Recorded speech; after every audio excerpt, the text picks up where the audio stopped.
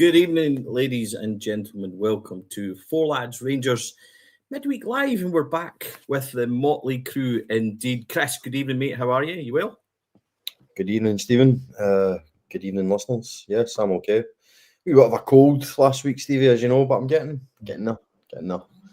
It's a walking wounded.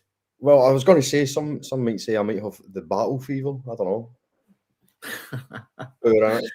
Poor.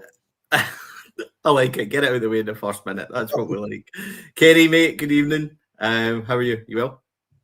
I am, mate. I'm fine, thank you. Had my day off today. Sat and done the grand sum of nothing, and it's been wonderful getting a day off and doing nothing.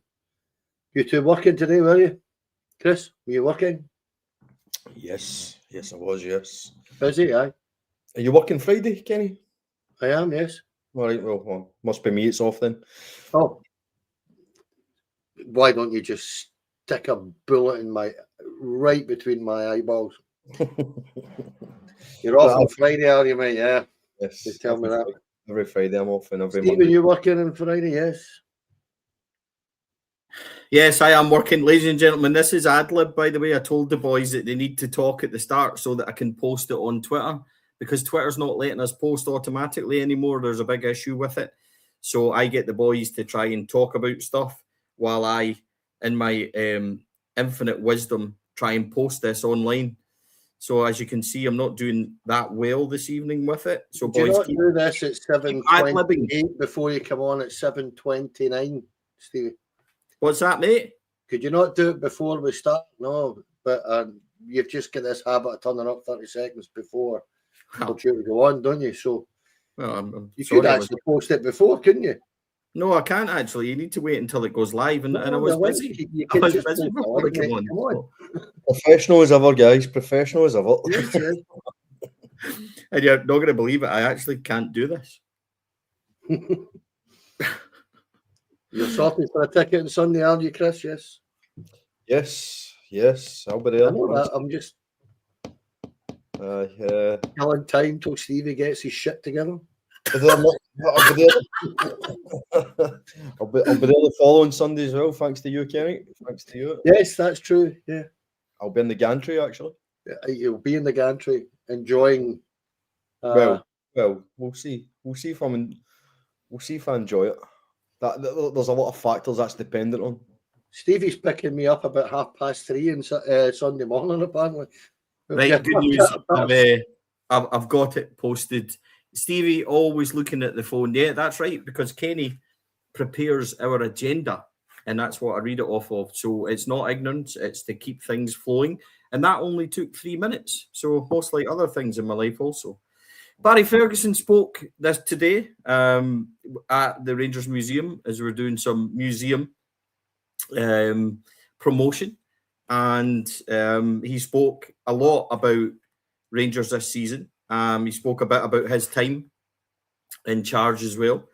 Doogie went and attended. For us, that video is online if you want to check that out. Chris, Barry Ferguson's a bit of a hero of yours. He spoke about his time as manager. He said he absolutely loved it, but he's happy to be with the club and ambassador role. He said he's never seen anything like this title run in 4 teams challenging. He does not discount Motherwell at all. And he said the main thing is take one game at a time.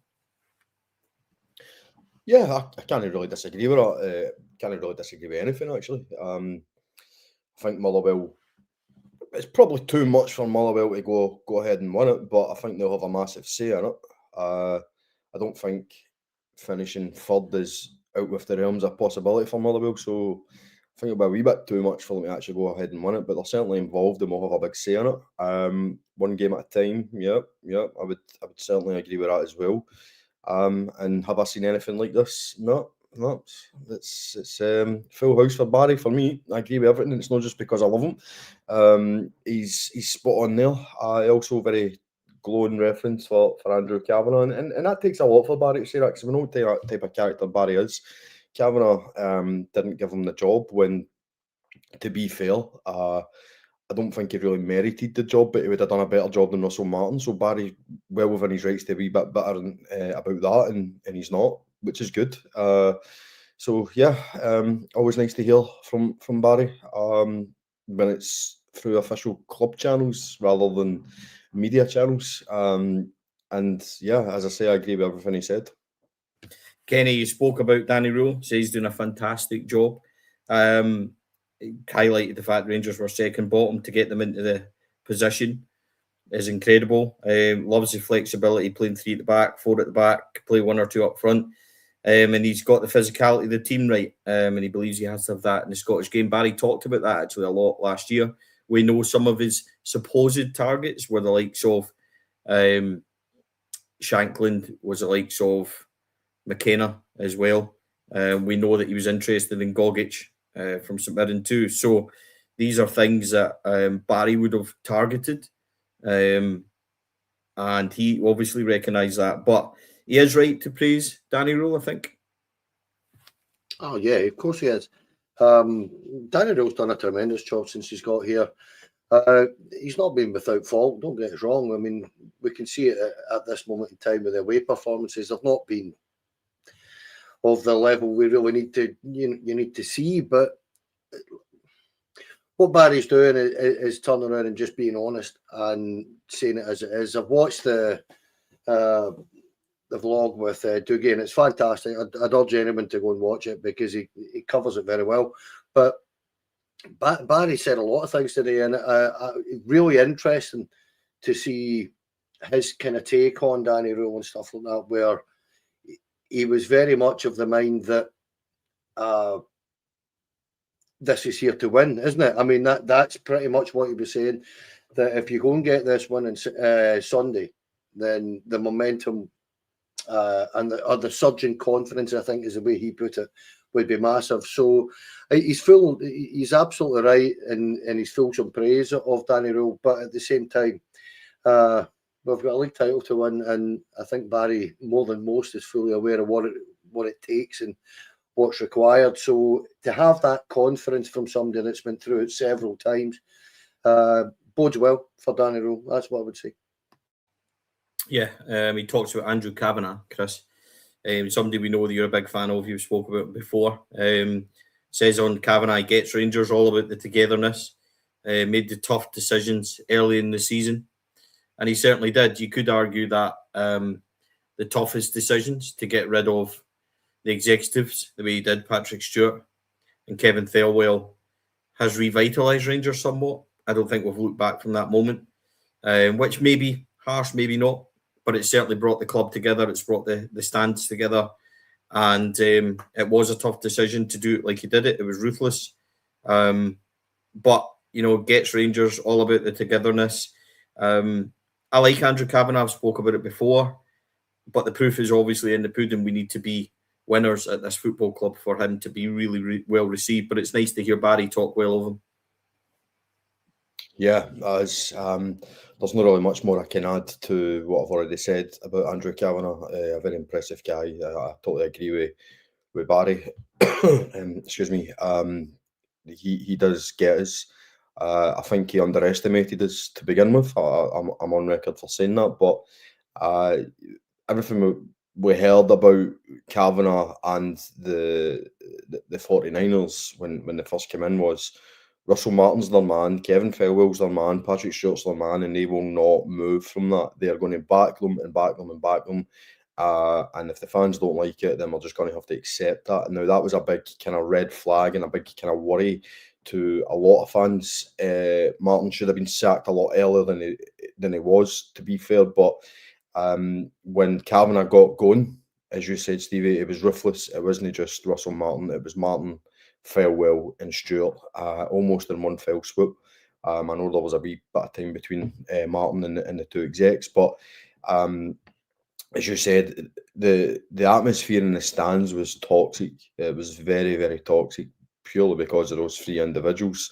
And I don't actually think it was harsh. I think it did need to happen because the reason it was toxic was actually down to really one individual, Patrick Stewart. He really divided the support and stuck the boot into the support, but almost, well, it was instantaneous, wasn't it? As soon as they get rid of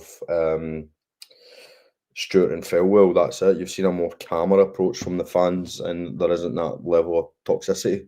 And that shows to the Rangers fans that he's listening to us and he understands us and he understands why we wanted him out. I don't believe in any way, shape, or form that a successful businessman such as Cavenagh would make that decision just purely based on how we feel. I think he obviously seen some things that made him make that decision anyway. So I don't believe, sorry, I don't believe he was actually pandering to us. He made the right decision, whether it was because the fans were not happy or whether it was because he obviously seen that some of their kind of KPIs weren't quite up to scratch. But how he got there, who cares? He made the right decision. And I believe from the moment he sacked Martin to the moment he sacked Felwell and Stewart, I believed he learned a lot about us, a hell of a lot, and he's now demonstrating that, which kind of circles back to the original point. Did he underestimate us? Yes. Was it his fault? You could maybe say he could have done a wee bit more research, surrounded himself with better people and advisors. But you know what? He's learnt from it, and he certainly gets us now. And I don't. Let me try and think how I'm going to phrase this. I don't think he is 100% one of us yet. So the positive for that is he's continuing to learn about us, and he's continuing to find out more about us, and he's continuing to have a great affinity with us. And yeah, I'm really excited about the stewardship of Cavenagh. I think now there'll be a lot more ruthless decisions earlier if things start to go pear-shaped, whether that's on the park or off the park. He will not suffer fools gladly. So yeah, all good in the Cavenagh aspect. Kenny, you've put this as a bit of disdain, actually, that he's a big fan of the old pint of Tennent's lager. Yeah. I did. I mean, come on. Tennent's. Anybody drinking beer knows you don't drink Tennent's. He's just trying to be one of the boys there, isn't he, when he's sitting there drinking with Barry, because Barry will drink Tennent's. But no, I'm not a fan of Tennent's lager at all. And if he ever comes for a pint with me, I'll buy him a pint of Moretti or something like that, proper beer. Not Tennent's. Full of chemicals, and it's disgusting. So I would just like to add that if Tennent's are watching and they wish to sponsor us, we are available. Please get in contact. Yeah, of course. And I'll drink plenty of it if they want to sponsor us. But no, listen, being serious, interesting, as Chris has said there, that Barry holds no grudges in terms of not getting the job, because Barry must have been quite close to getting it, because I know he was under consideration, wasn't he? So, but Barry seems really happy in the role, doesn't he? He seems to be at peace with himself. I think that's what I would say. He seems to love what he does. So fair play to him. Well, I'm not even going to answer that. That's just rubbish. What do you think Tennent's is? I mean, for goodness sake. No, listen, to get back to what we're talking about, like, fair play to Barry for coming out today and doing that. Nice PR for the club, and yeah, Barry is Barry. We all love him, so fair play to him for coming out and doing his bit for the football club. So I will. Just before we go on Barry Ferguson, I've had the pleasure of working with Barry quite a few times on 5-star nights. I met Barry obviously when he was in charge at Rangers. I think Barry's a great guy. I see the stuff that he deals with away from pitch, and he gets a lot of hassle, and he handles it spectacularly well. And he's a really nice guy. He's guarded, but I think when you get to know him, I think he's a really, really nice guy.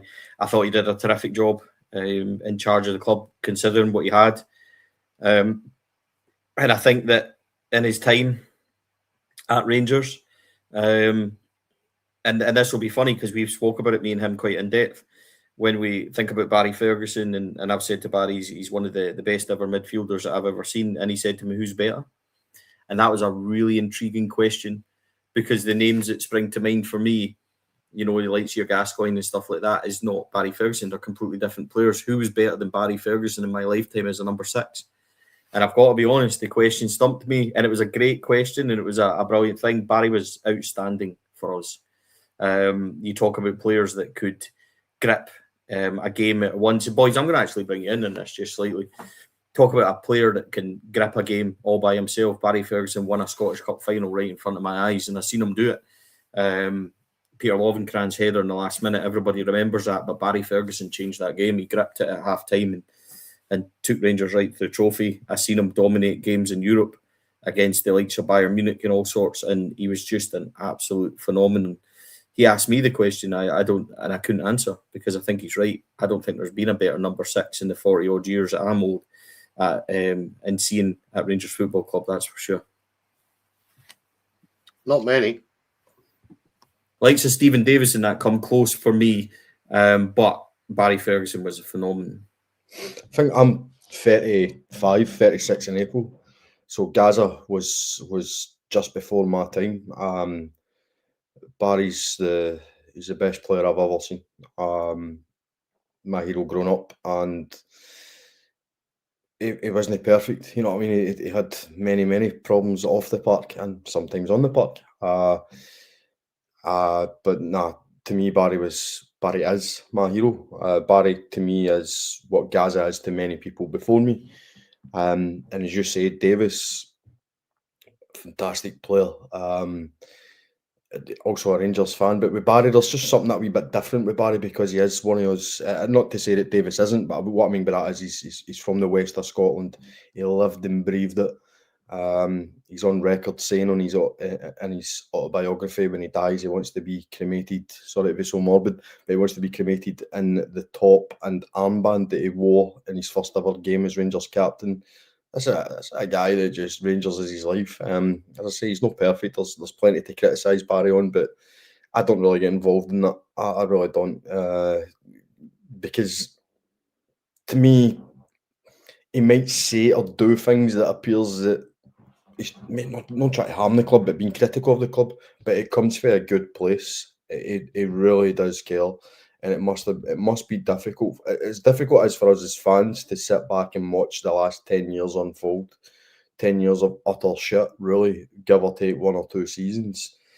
It must be more difficult for Barry, who was brought up around the club and played for the club and won many titles for the club, and it must have been really difficult for him to watch some of the shysters that we've had over the last 10 years, really inferior players. And Barry was the type of player that can make an inferior player an average player, a good player, a great player. He was that type of guy that could do that. That's a proper leader. So I've always said that. I've discussed Barry Ferguson plenty of times on all different kind of podcasts. To me, he was me when I was on that park. He's just an ordinary fan. He cared and he had the same thoughts as me, the same as he was for you, Stevie, the same as he was for you, Kenny, the same as he was for thousands and thousands of others. Barry Ferguson was the fan on the park with the armband and represented us, and that's why we had such an affinity with him. I always say when we talk about Barry, forget about all the nonsense that comes with Barry, just focus on the player and you'll have nothing but fond memories.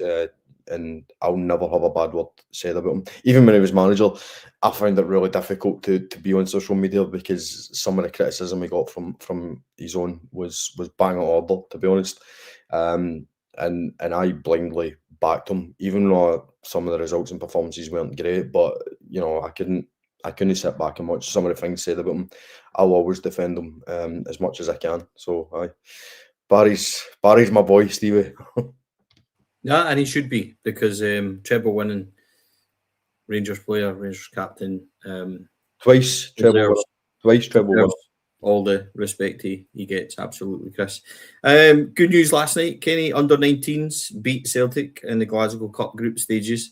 The reason we talk about this as well as young Maguire in goals.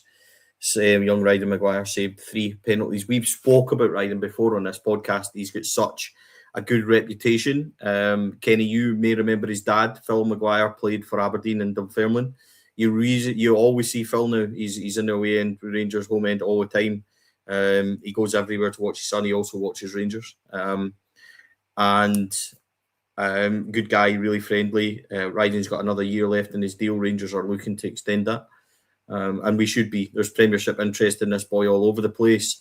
Really, really a lot of good things being said about him in 3 cracking saves last night, in particular the last one to win it. He touched it onto the bar, top left-hand side. Really cracking moment for him. We've got some good players at that level, and he's certainly one of them. And he's getting a lot of eyes are watching this boy. Yeah, and by all accounts, he's done really well last night, and he's got a very promising future in the game. Of that, there can be no doubt. Let's hope we can hold on to him, Stevie, because this is we as you say, have got a number of good young players. 15, 16, and I know he's a little bit older, but he's only got the year left. And I think we're going to struggle to keep a hold of some of these guys because of the offers they're getting from down south. And by the way, his dad was a fine player as well. Dad was a very decent player. A good pro, good pro in the SPF or SPL as it was at the time. There's not an awful lot you can say apart from with that kind of promise, Stevie. Rangers are in a situation where you really have to try and tie these kids down, where if they are going to make waves, if you like, and they're going to get seen, that Rangers actually make a few quid out of it. That's got to be the kind of way to look at this to a certain degree, that you want to bring them into our first team. But every player's for sale. We know this. Being a Scottish club, that's the way it's going to have to be. So you want to get the younger and most promising talent that we have and get them tied up. It is that simple. Get them on long-term deals and then let them prosper. Because I've said this for a long time. I've discussed this, and maybe not with Chris so much, but I've been saying this for a long time. I think that the way the club is set at this minute in time, the way Scottish football is set up, it's very, very difficult for kids to bridge that gap between unders football and senior football. It's probably more difficult now than it's ever been. There's no reserve team. There's no under 21s. It's 19s. It's not ideal, mate, and we have to find a way of letting these kids prosper because I know young Ashton Scally, and I understand. I know his dad, and he's got an offer from Rangers, but he's got an offer from just about every single Premier League club in England, and literally just about every single one of them want him. And it's very difficult for us to turn around and, as a football club, say to a kid like that, look, we're going to let you prosper, when he's going to turn and say, well, we're going to get in the first team. And they say, well, it could be 2 or 3 years. Whereas you could go to Man City or Man United or Spurs or Chelsea or Liverpool or Arsenal, who all want him, or Brentford, and they're all going to turn and say, you're going to get into under 21s. And it's a big issue we have at this minute in time in Scottish football, Stevie. Yeah, the academy, lack of academy trajectory or pathway, I think that's the best way, is really troubling. In 1956, on this day, ladies and gentlemen, 70 years ago today, an absolute legend of Rangers Football Club was born. Hailing from Clydebank, he played for the team he loved, Davie Cooper, who was taken far too young. He would have been 70 years young today. Davie Cooper was a legend of this football club, and brought me some of my earliest memories watching Rangers was Davie Cooper. The Moody Blue. Kenny, I'll come to you because Chris is too young to remember Davie Cooper. Well, I've seen the highlights. We lived and breathed at that free kick in the cup final, which I'm pretty sure would still be travelling now if it wasn't for the net. And many moments at that, the run against Tampere, voted the greatest ever Rangers goal in the cup, the Drybrough Cup final against Celtic. Davie Cooper was a magician and a phenomenal football player. Rangers dying the wool. I loved that he went to Motherwell and had that little renaissance and helped win them the cup in '90 as well. And Davie Cooper was just Davie Cooper. Would be in every greatest ever Rangers team for me. He was just that good, and one of my earliest heroes at Rangers. When you were a young boy and you start watching Rangers and players were exciting, Davie Cooper was special. He's my all-time hero, Stevie, and I find it incredible to think that he passed away at 39 years old, and he'd be 70 today. I just find that I can remember and most Rangers fans that were there at the time will be exactly the same, so I'm no different. But I can remember the day passed and hearing it within about half an hour, and I actually had to leave my work that day because I sat in what we call in our work the back shop. It's the staff room effectively. And I sat and I bawled my eyes out for about 45 minutes and I couldn't stop. I've written about him. I've talked about him on so many occasions, Stevie. I'm getting emotional now just thinking about him. He is my all-time favourite Rangers player. Above McCoy, above guys like Barry Ferguson and all the rest of them, mate. He made me be a Rangers fan. I had been taken when I was a kid, fortunately, to go and see Clydebank when he was there, when he was a young boy, and I loved him then because my mum's family come from over that way, and I get taken to my first ever Rangers game just shortly after he signed Stevie, and he was there, and as a wee boy, I just adored them. So I don't want to go on too long because I do get emotional when I think of Davie. Davie Cooper is my greatest ever Rangers player, mate, and it makes me feel like a wee boy when I think about him. And first and foremost, you'll remember this. I know Chris won't, but very quickly, the tributes outside Ibrox will live with me forever. I've never seen anything like that. From all over Scotland, all over Britain, all over the world, people were coming. And I've never seen a memorial like that in all my life. Simply the best. He really was. Yeah, he was, Davie Cooper. We miss him every day, that's for sure. Chris, build-up starts here, very much so for Sunday. And it's all there for Rangers. We have had what we always do. I'm very vocal. I have said it on this show, the only team that will stop Rangers is Rangers. And sure enough, we slapped Hearts out the way. We're all the momentum. We go to bottom place Livingston, who haven't won since 2001, and promptly find ourselves 2-0 down after 60 minutes. It's so frustrating. What was your take on how that managed to happen? And how do you feel in the build-up to this one on Sunday? Well, we're doing so well. No criticism. It's all positive in the comments, and then you come to me with us. So it was. I'm not going to try and put any positive spin on it. It was an absolute shambles at the weekend. An absolute shambles. Yeah, there was some controversy at the end. Personally, don't think it was a penalty. I do think it was a red card. But we should not be having to rely on that at Livingston. And I'm not even going to say no disrespect to Livingston. They are awful. They are awful. And we should not be struggling to try and win a game in the last 6-7 minutes. I'm not even going to give them credit for coming back, to be honest, because the whole thing was just a shambles, an absolute shambles. But you know what? We got away with one. We did. We got away with one. With Celtic's result. But as I was trying to explain on social media, which isn't the best place to try and explain anything, we went from beating Hearts to pretty much being one weekend of football away from top. What I mean by that is if Hearts lose to someone else and we win, we overtake them. And now we're at 2 weekends of football away from going top. So if Hearts drop points at the weekend and we win, we'll still be second no matter what happens. And then we need another favour. There will be plenty more twists and turns. So I don't think it's all kind of over with. But in terms of this weekend, I expect a win. I think we will win. A defeat is kind of unthinkable because I'm sorry, guys, but I'm going to have to say it. If we get beat, I can't see us winning the league. I really can't.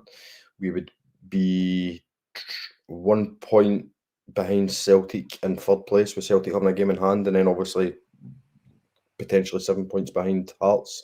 I think that would be just too much. Why did it happen? This is the part where I'll probably get criticism, but so this isn't me having a go at Rohl. Just want to make that clear. This isn't me going, oh, Danny Rohl's all to blame here.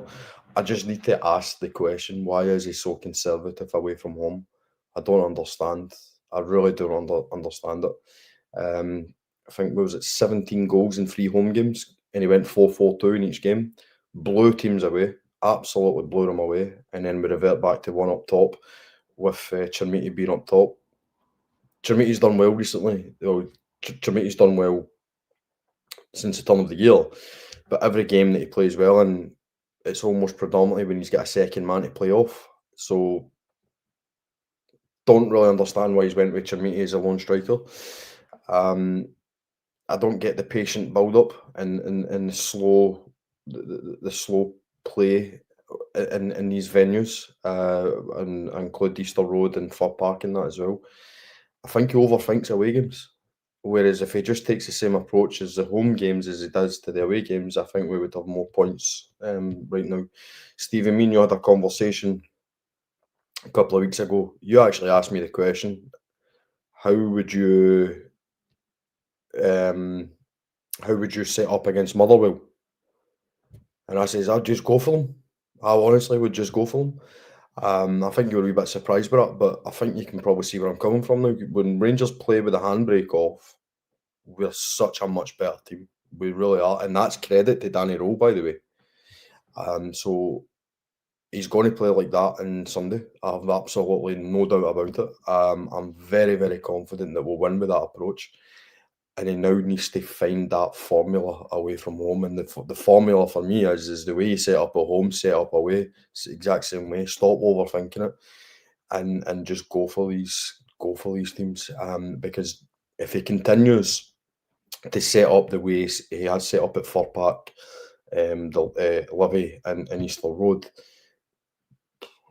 it's not going to happen. There will be more points spilled, and we can't afford it. But the problem I've got here is the title race isn't over, but we're running out of road, and that is, time is up against us here. And I agree with you, Stevie. Only Rangers can stop Rangers, and unfortunately, the last 3 away games, Rangers have stopped Rangers. I don't think Motherwell were pretty impressive, yes, but that game should have been done and buried. Hibs they didn't impress me at all. That game should have been done and buried, and then Livingston was the worst of the lot, man. I really did not see that coming. And we can't afford any more days like that. That has to be pretty much the last now. We need, in order to win this league, I firmly believe we need a run of 4, 5, 6 games in a row to win. It's a big ask, but we need to be as close to perfect as we possibly can get into this split. So fine margins. But I think the team are capable. I do. I think they're capable if we just let them play with the handbrake off and go for the throat of teams, whether it's home or away. Stop overthinking it, just go for it, and we'll be okay. But I'm not looking too far ahead. I'm looking at this Sunday. If you just ask me my opinion this Sunday, I'm as confident as I've been in a long time getting into an Old Firm, especially a meaningful Old Firm.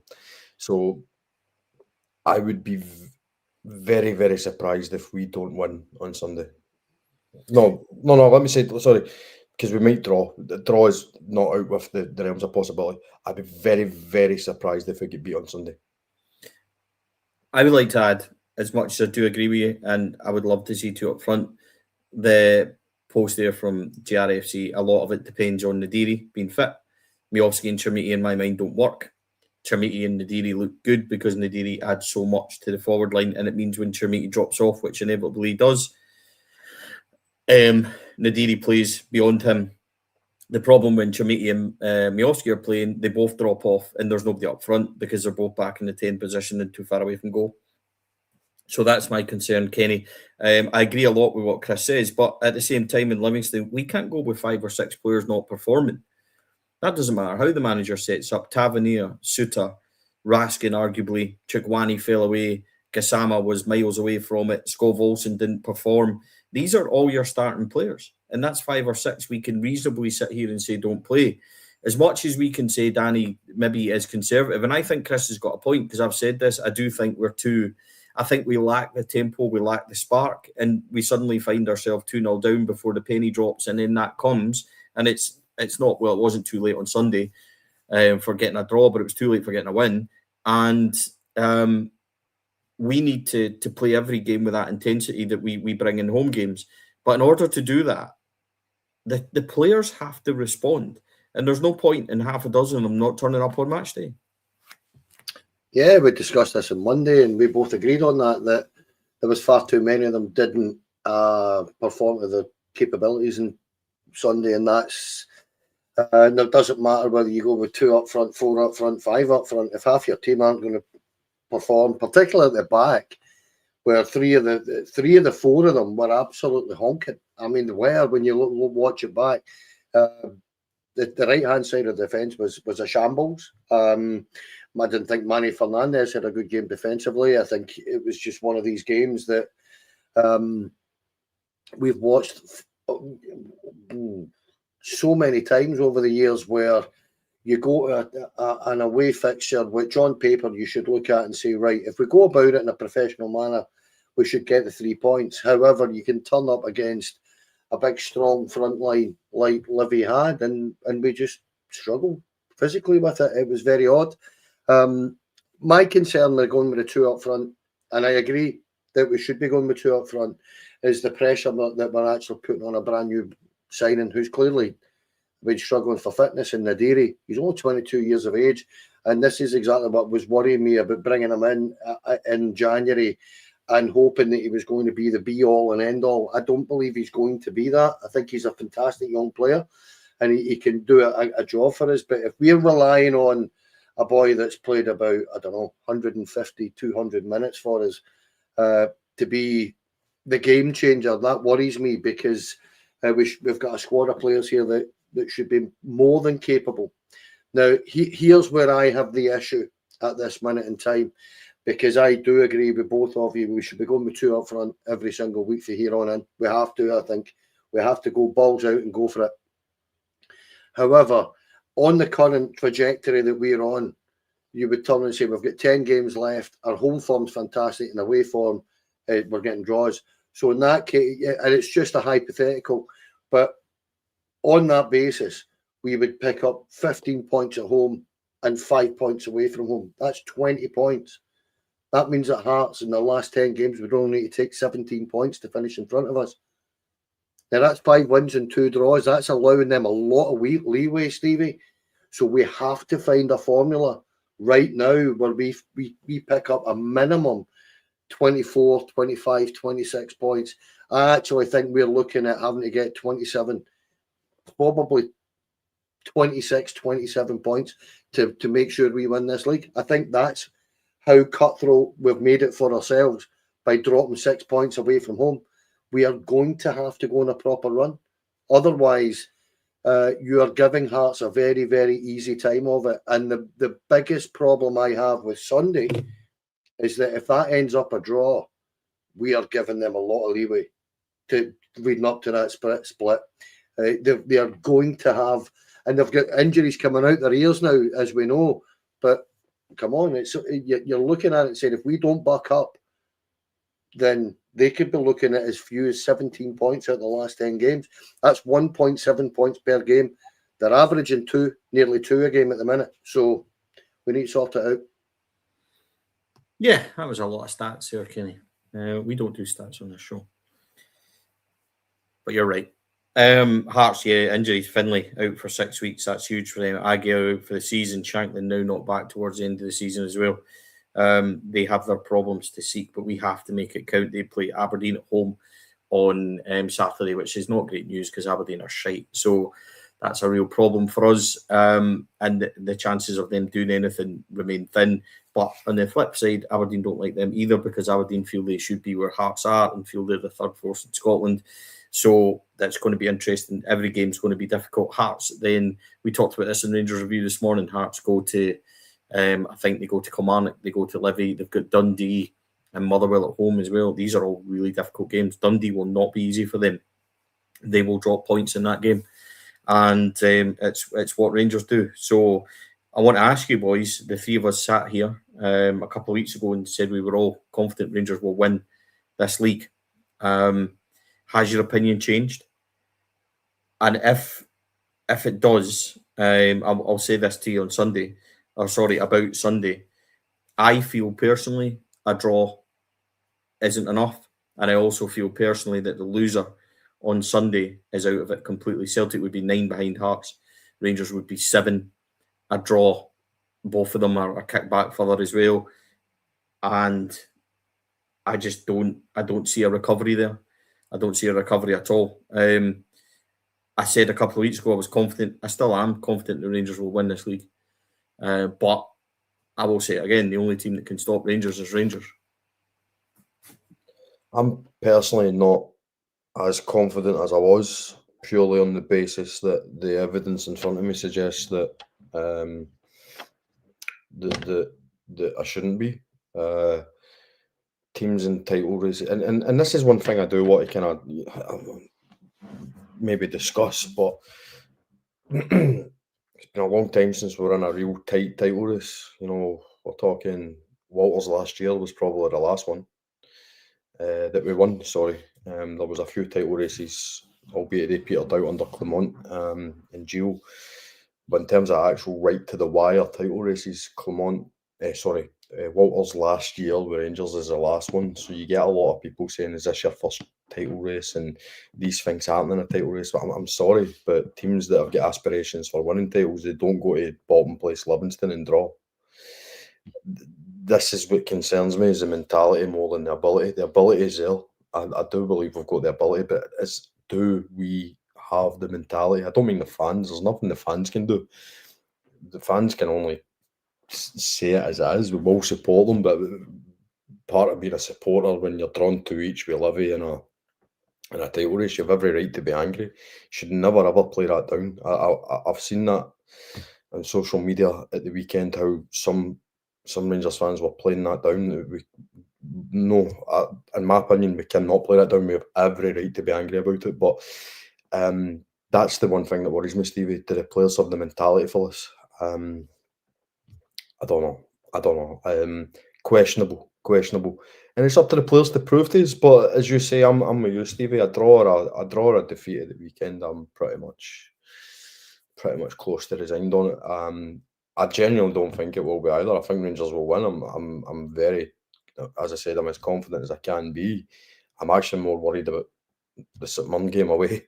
You know what I mean? Because it is away. And that is where we will win or lose the league, our away form. We are more than capable of winning every single home game that remains. Absolutely. But it's our away form as well.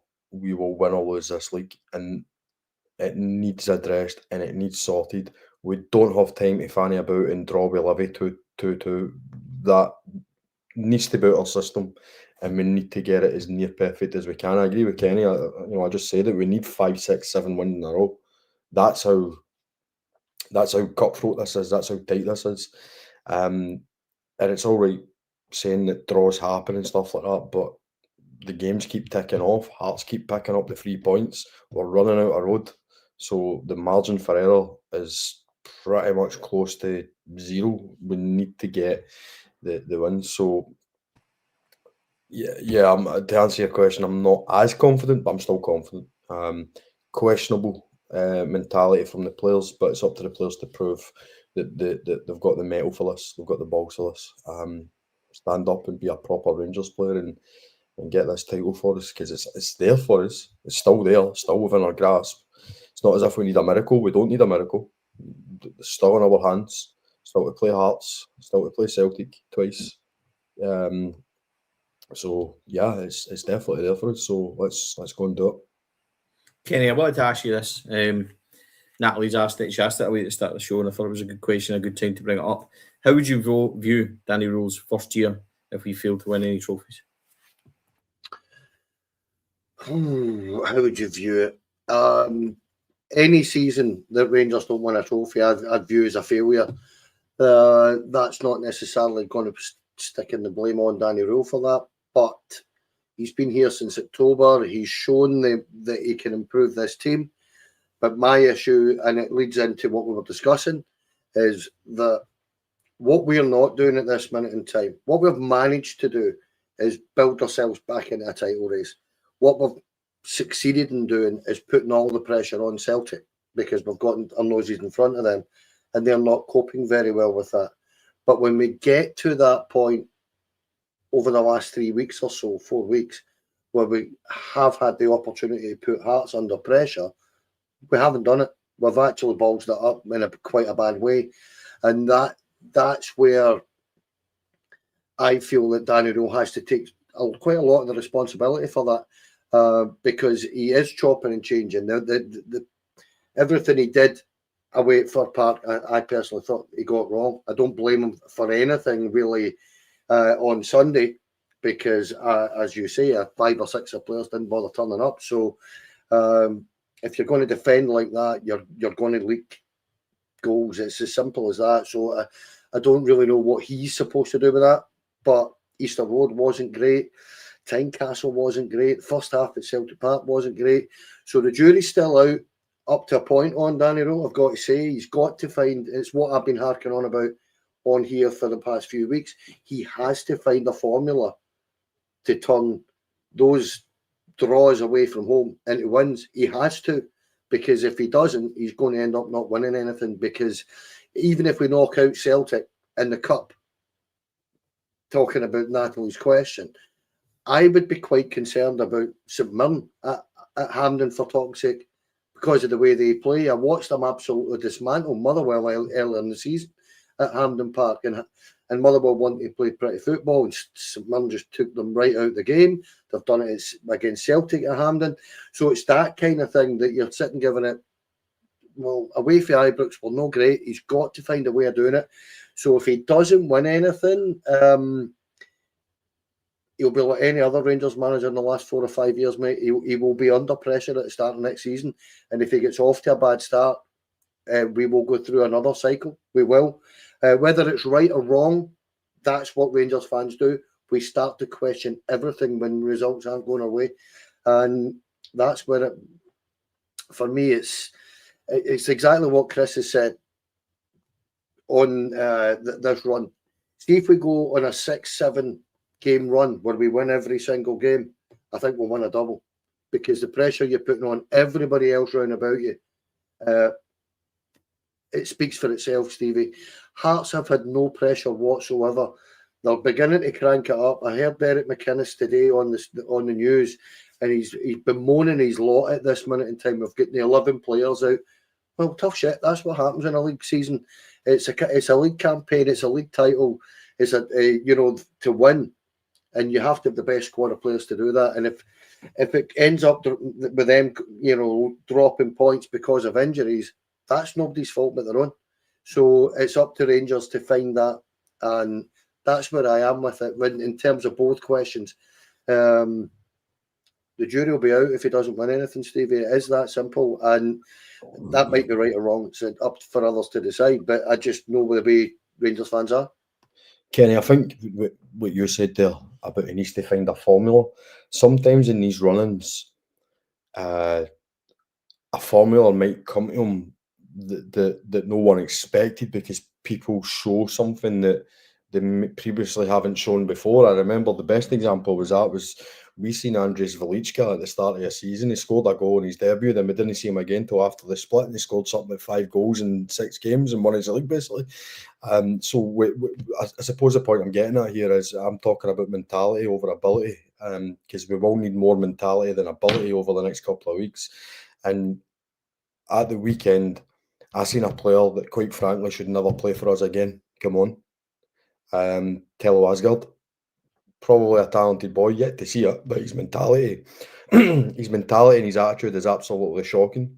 And then I seen a boy who has not had as many opportunities recently. Come on. Could easily have sulked, could easily have not gave a shit. And I thought it was absolutely brilliant. Nedum Bayrami. This is what Danny needs to do now. He needs to look at these players who are coming in and doing it for him. For me, Bayrami should be ahead of Asgard now, But will Danny Rohl do that?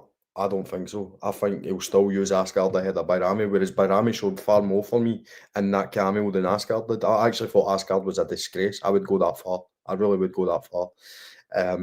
Not even just his performance. That shot that he took, he should never have took it on, but he's laughing after it. I mean, come on. That's what I'm talking about with poor attitude and poor mentality.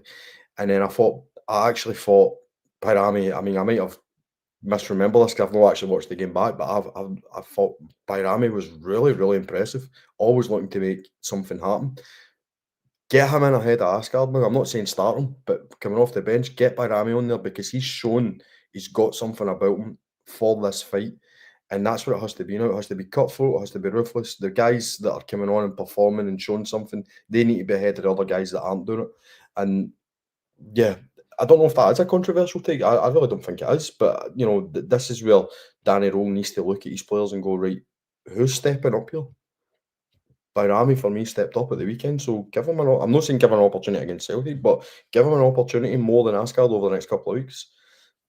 Don't know, is that controversial? I don't know. No, I don't think it is. Don't think it is. Spoke about Asgard where everybody was getting excited about him, and I said I still needed to see more, and it still remains that way. Bajrami at least shows the pace. He at least shows that wee bit of fight and bite. Is he the answer? I'm not sure he is, but is he better than others are offering? I agree with you, Chris. So it's an interesting one. Stevie, what he has done last season, scored in cup finals, scored against Aberdeen. He has a proven record of scoring in big games, and every single game we've got from here on in is going to be a big game.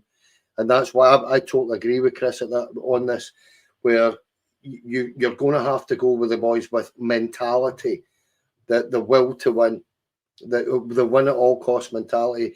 And with all respect to Tello Asgard, he doesn't seem to have that. He's one paced, and that might just be a superficial thing. I get that, but the mentality isn't there. For anybody to sit there with 2 minutes to go, 3 minutes to go, and decide I'm going to rifle one for 40 yards is not the mentality you need. It isn't what you need in a situation like this, Stevie. So that's what I totally agree with Stevie. Chris? All right, don't agree with me anyway. It's my show. Technically, it's yours, but is it? I don't know. Anyway, in answer to Natalie's question, will it be a failure? The answer is no, because we're going to win a dub. And that's the way we all need to think and get behind the team. That's for sure. Ladies and gentlemen, we will be back on Friday evening. What other content is there for members? You can go and watch Rangers First Favourites. There's a few out. Got another couple of Rangers interviews coming up, so that'll be interesting as part of the Rangers stories. We are also live on Friday evening. Did I say that? I can't remember what I said. We're live on Friday evening. We're back on Friday evening. Myself, Andrew, Amrit is back. Calvin is back also.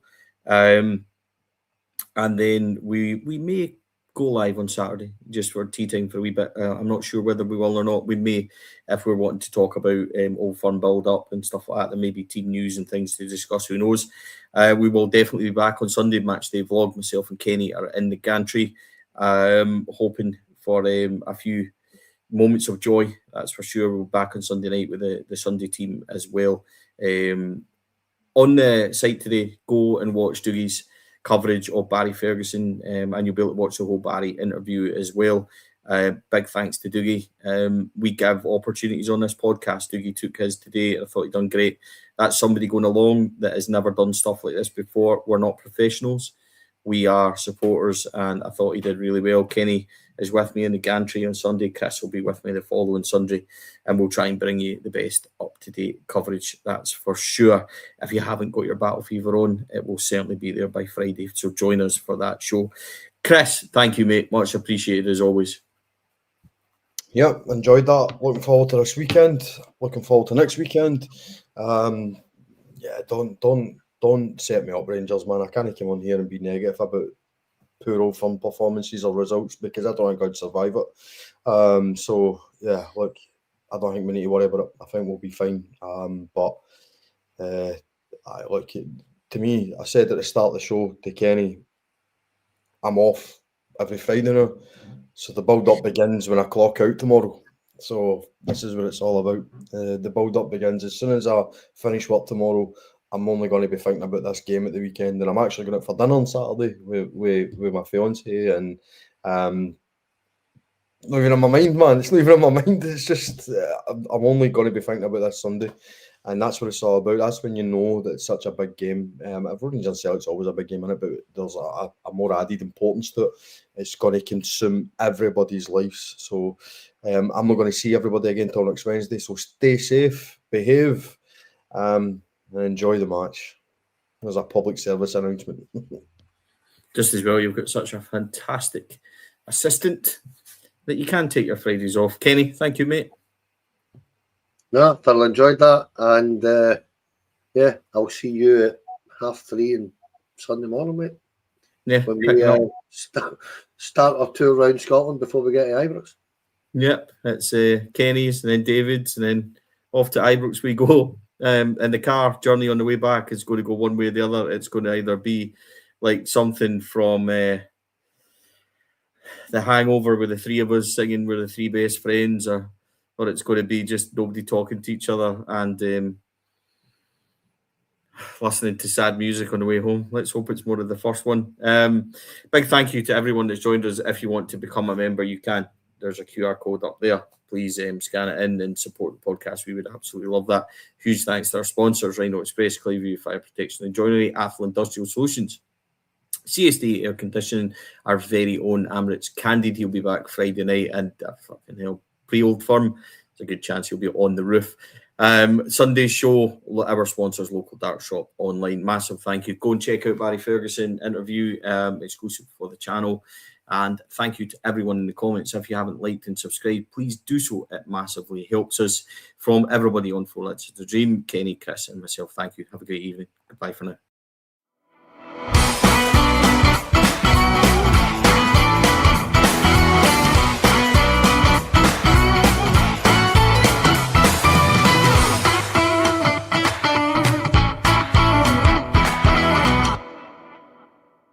The Four Lads podcast is sponsored by Rhino Express, Clydeview Joinery, Athol Industrial Solutions Limited, and CSD Air Conditioning, in partnership with Black Rooster and Art of Gold. Thank you for listening to or watching the podcast. We hope you enjoyed the show.